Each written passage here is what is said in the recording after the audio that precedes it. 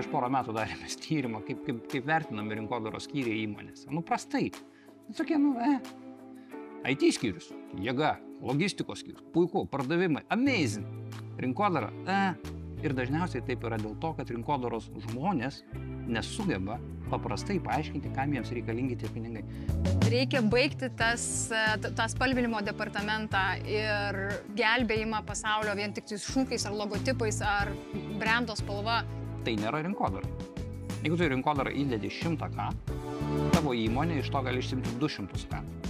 Tai šiuo atveju ieškosime, kokia yra rinkodaros rolė ir kaip rinkodara galėtų ne tik įgyvendinti kitų paruoštas verslo strategijas, bet lygiai taip pat tapti tą rolę organizacijoje, kuri drivina verslo strategiją. Mokiniai ir išmoks šitą dalyką. Išmoks suprasti, kaip vertinti rinkodarą kaip investiciją, o ne kaštus. Tai reiškia sudaryti biudžetą, žinant, kokia jau bus grąža, apskaičiuoti ROMI ir pamatyti, kokią naudą atnešė tas išleistas biudžetas. Visa tai susijęs su investicijų valdymu. Aš taip matau rinkodarą.